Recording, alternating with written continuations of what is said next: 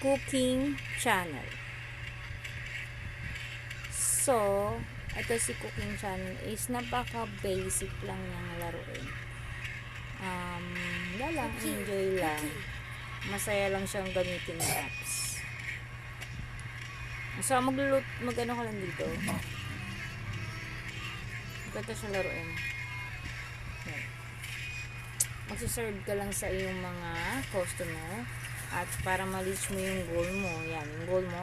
12 persons na hindi ka makaalis. Dapat ma-serve mo naman ng mabilis sa mga customer mo. So, ayan. Serve na natin si ate. Baka siya'y lumayas pa at evacuatean tayo. Mahirap na. Madali silang magtampubi. Always remember, ang customer ay always right. Yan din laging sinasabi ng mga amo namin na hanggat maaari, laging isipin na ating mga customer ay palaging tama. Diba? Ala! Okay, wag ka muna umalis. Ako umalis na siya.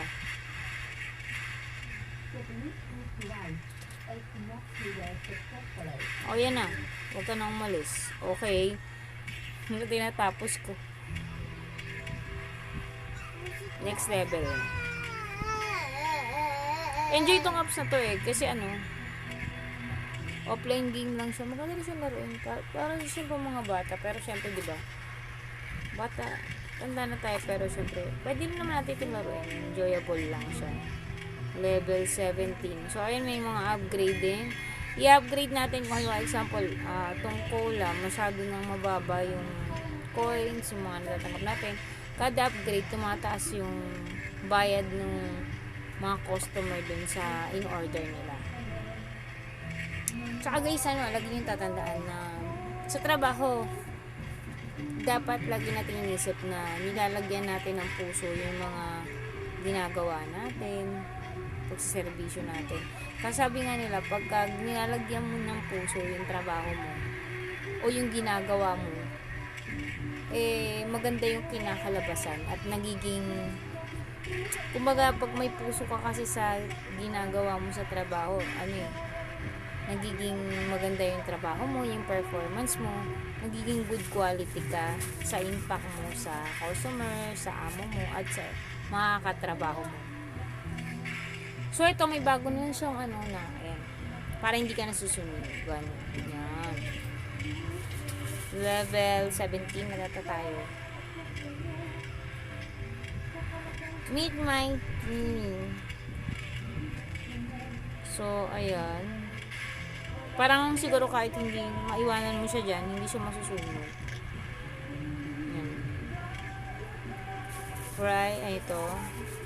Tapos yan. Rice, yan. And kahit maiwan mo siya dyan, hindi siya masusunog din.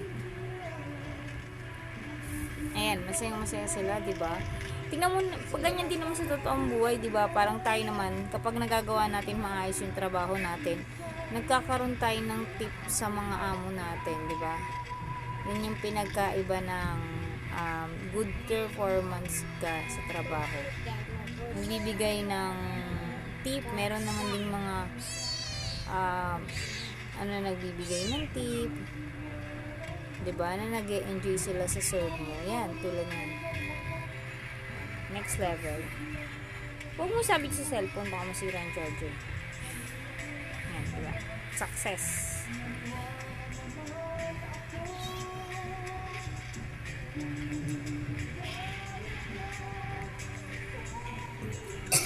Okay, ang baba lang ng dahil sa natanggap natin. Ako report si mga kamamatayan. Okay, next level. Level up. Tsaka kung papansinin nyo, diba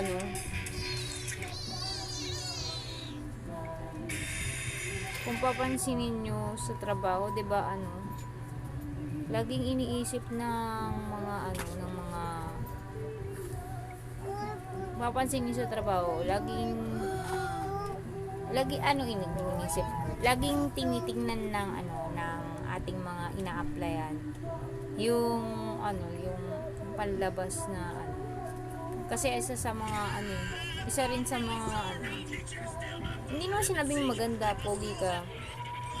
Pero sabi ano din, yung maayos kang tingnan. Pero ngayon kasi ang hinahanap na ngayon sa trabaho o kaya sa mga ina-applyan natin trabaho, ano eh, pahinaan mo yan. Hinahanap din sa trabaho yung ano eh, ano na eh, yung kung paano ka mag-treat ng sarili mo, paano ka magdala, especially sa customer, paano ka magdala sa customer. Pahinaan mo yan. Paano ka magdadala sa customer. Ayan. Next level tayo, level 18. Let's go. Ang kinaganda lang naman pag nagtatrabaho ka, 'di ba? Pag kumikita ka, ang sarap sa pakiramdam, 'di ba? You feel so happy lalo na pag nandiyan na yung sahod. Pag it's a payday na, ba? Sobrang saya na natin, 'di ba? Dahil yung pinagpaguran nga naman natin ay kuha na natin at talagang napakinabangan na natin yung pinagpaguran natin, especially pag may iuwi mo to sa pamilya mo ng ano, na-share mo yung blessing mo sa family mo, yun ang masaya din. Yun ang Aliyah! Yun yung magandang success na ano, na maganda nating nagagawa.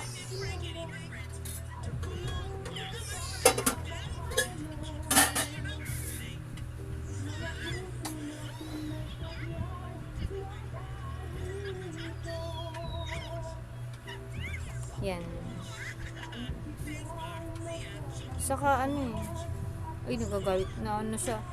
Nasashock na sila. Wala pa rin daw yung order nila. Teka lang po, Madam Sir. Ano bang order mo, girl? Ay, plain lang ba sa'yo? Ayun na, sorry. Okay.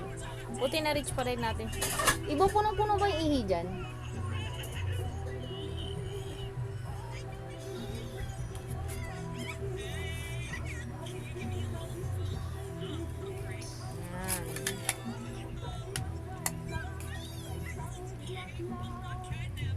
So, pulutin mo yun.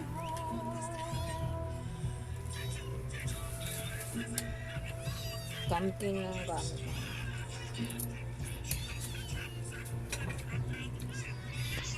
Okay, next level na tayo. Level 19. Tsaka, ano pa ba ang pinakamaganda? Naranasan mo na bang magtrabaho na napaaway ka sa katrabaho mo? Ako naranasan ko to. Ang nagiging trust issue naman sa mga sa pagkatrabaho, ano, minsan ano kasi, inggitan, palakasan, yan. Paano klaseng palakasan, inggitan? Minsan nagkakasiraan eh. Yung mga ano, meron kang katrabaho na sisiraan ka sa amo nyo, sasabihan ka ng mga ano. Pero madalang lang naman magkaroon ng ganong katrabaho. Marami pa rin naman yung goods na katrabaho. Meron din yung mga toxic, ganyan. Pero mas nangingibabaw yung mga mas maaayos, di ba? Hindi naman natin maiiwasan na merong mga toxic sa katrabaho natin. Di ba? Wala na, lahat naman ng tao ay meron talagang mga times na may problema tayo sa mga kapartner natin sa work. Pero nandun pa rin yung masaya pa rin ang ating trabaho. Masaya-saya kaya ng ano, magkaroon ka ng katrabaho na sa akin naranasan ko ano eh, mag-aaway-aaway sa trabaho, magkakatrabaho. Parang meron kasing ibang mga katrabaho na ano, yan, na-reach natin. Na parang ano, pumapapel sila sa iba, sa ibang bagay, ano, parang ano, palakasan, ganun. May ganung, minsan may ganung style ng katrabaho, palakasan. Siguro dahil gusto mo promote, siguro sa mga matataas na ano. Pero meron din sa mga bababa, ganyan na.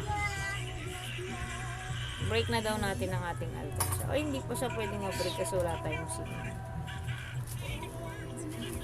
Skip na lang natin yan. Dami niyang ano, Echeborete. Bravo. So, ayan.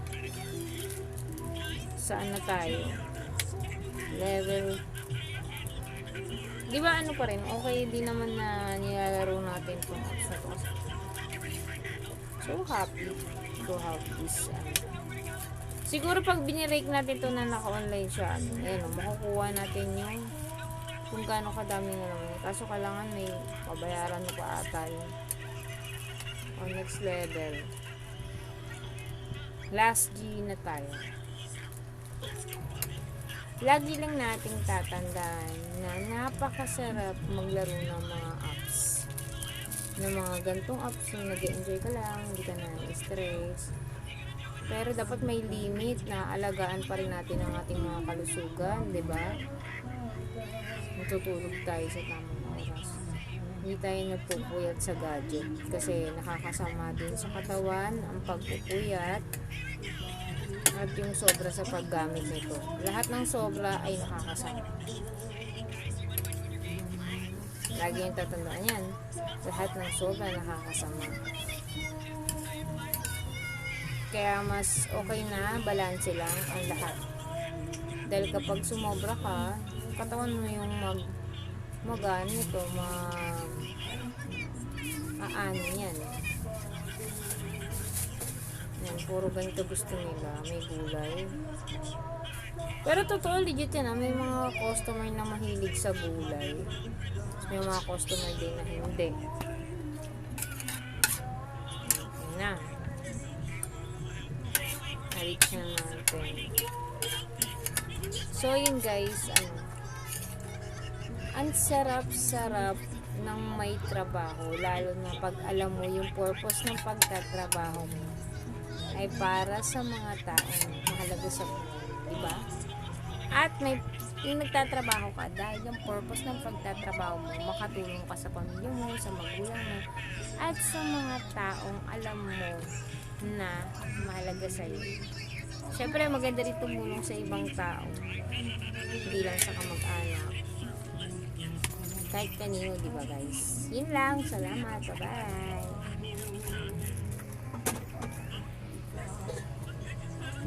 Bye guys.